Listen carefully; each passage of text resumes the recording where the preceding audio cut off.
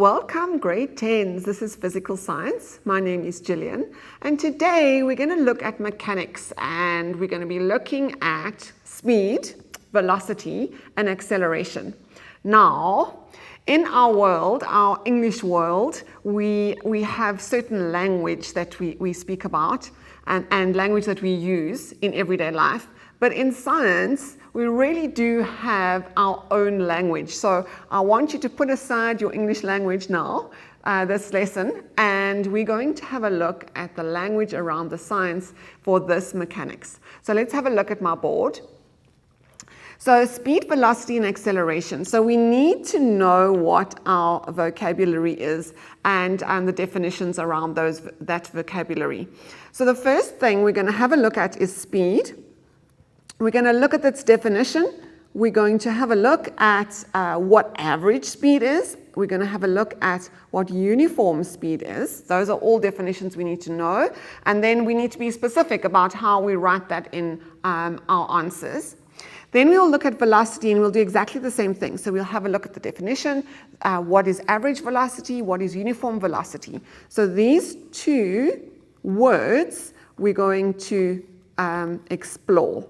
Then, after the break, we're going to have a look at acceleration, and we're going to look at its definition again, and we're going to have a look at what negative acceleration is. Right, so let's get going and jump straight into it. So speed. Well, what is speed? It is the rate, or that's an interesting word, rate at which an object covers a distance. So when we speak about rate, we're always thinking about time.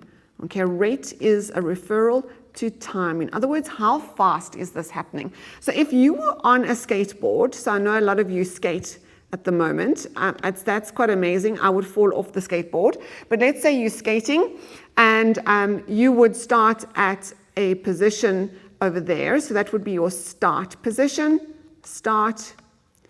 And off you go. You'd go along to your end position, let's say over here, so that's your end position. That would be a distance that you would cover, let's say 2 meters, and your friend has got a timer, a watch or a special timer, and would time you, and let's say you did that 2 meters, can I say that you're pretty fast? Let's say in 2 seconds. Okay, so let's say you cover that distance in 2 seconds. Then that would be your speed. We would use a formula like this. We would say speed, your speed equals the distance that you covered, okay, distance that you covered on your skateboard divided by the time. Now in this case, let's substitute in the values. So your distance would be 2 meters. And the time would be 2 seconds. So what is our answer then? Our answer is then 2 divided by 2 is 1, and we end up with 1 meter per second. Okay, so we write it like this, 1 meter dot s to the minus 1. So what we've in effect done, we've taken that second and we have put it at the top. And when we do that, we put it in the inverse, so -1, -1. Now you will notice as distance, in this case, I have measured in meters, and so that's what distance usually is. The units for distance are in meters, m, and the unit for time, so the unit for time, unit for time is seconds. Okay, so those are our normal units that we use. Now, the thing about speed and the reason why it's different to velocity is that speed is a scalar quantity. Now, scalar means that it has got a size only. It has a magnitude only. So a scalar, magnitude only. A vector is something that has a magnitude, a size, and a direction.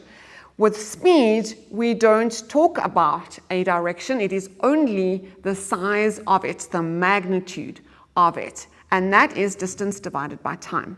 So let's have a look at the other definitions that we need to know. So one of the big words that could be quite confusing is uniform. Now, uniform is not something that you wear to school. It's not that uniform. It is a uniform, but uniform in science means constant or the same. So constant,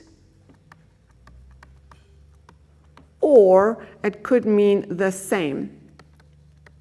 So what is that? What is that now?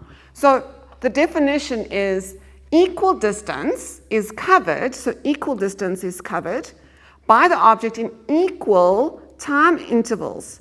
Right, so let's say you're on your skateboard again. So let me draw your skateboard. I'm going to draw it over here. Okay, there's your skateboard.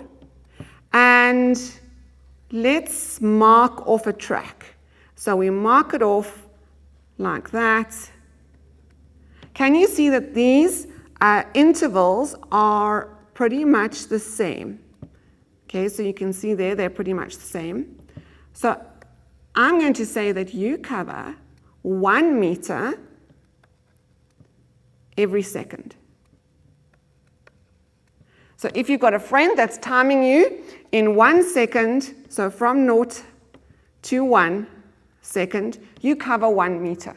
Then from 1 second to 2 seconds, you cover 1 meter. Then from 2 seconds to 3 seconds, you cover 1 meter. Can you see that there is an equal distance that you will be covering on your skateboard in equal time intervals? So that means that your speed is constant. You're not going faster, you're not going slower, you're going the same speed. So that is what we call uniform, constant or the same. Now, average speed is quite different. Average speed is the total distance that you have covered in the total amount of time. So the rate, remember we're talking about time, at which the total distance is covered. So imagine you going on a trip in a car. You would start from your home, maybe you're going to Cape Town or maybe you're going to the beach. You would start at your home and you would start at 0. You wouldn't be moving. And then you wind your way through the suburbs, get onto the highway, and you then on the N1 or the N3, and off you go, and your parent is now driving at 100 kilometers per hour. Yes, because if we go faster than 120, we get speeding fines. So, and that's not good, it's not healthy. So, as we were traveling on the highway, once you get through Pietermaritzburg into a town, you'd have to slow down again. So can you see that your speed is not going to be constant throughout that? You can't do it like 100 kilometers per hour through your suburb onto the highway and through Pietermaritzburg and onto Durban. You can't do that. Your speed would vary. And so how we calculate that is by taking the total distance that has been covered and the total time that it's taken you from leaving your home to getting to the beach. This is the formula that we use. We have to be very specific and particular about this. So we're going to write average speed, because that's what we're dealing with now. Okay, the average speed is equal to total distance divided by total time.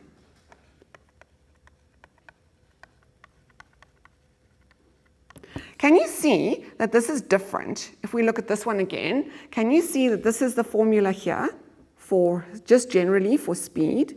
There it is there. Speed is equal to distance over time. Now, when we look at this, we see when we want average speed, we are saying the total distance over the total time. Right, we're going to move on and we're going to look at velocity. Now, velocity, remember, is different. It has now a direction because it is a vector. So it is a vector quantity, and that means it has a magnitude, it has a size, and it also has a direction. Really important, it has a direction. So what then is velocity? How is it different to speed? Let's have a look at the definition. So we're talking about rate, or rate, we know rate. Rate means time, okay? Rate means time. But look here, of a change in position of the object. Change in position, that's very different. Speed, let's have a look quickly, is the rate at which the object covers a distance. So it's the whole distance, where this one, velocity, is a change in position. So if we would draw a line, an imaginary line, from where you started at your home to the beach, so a direct line from where you started to the beach, then that would be your change in position. You started at your home, you ended at the beach. But what about the distance? It wouldn't be the same, because your distance would be through all the suburbs, around those routes, onto the highway. And so the total distance that you'd have covered is different to the change in position from your home to the beach. So the formula for this, how are we going to write this then as a formula, taking into consideration our definition? So now velocity is a v. Okay, I'm just going to write velocity so you know that it's velocity. Velocity, but it is a v, is equal to, now change we show with a triangle. The triangle is delta. It is a capital delta in the Greek alphabet. And so that little triangle means change in. Change in, and for position, we're going to say x, divided by the change in time. Okay, so this triangle is a delta, and it means change in. The x stands for position. And then the v is velocity. Right. What about uniform velocity? Uniform velocity is similar to speed, or similar to uniform speed, in that it is also constant. So it is a constant. Remember, we spoke about uniform being constant or the same. So constant change in position of an object in equal time intervals. Grade 10, so we are going to have a break, and when you come back, we're going to have a look at average velocity, and then we're going to have a problem.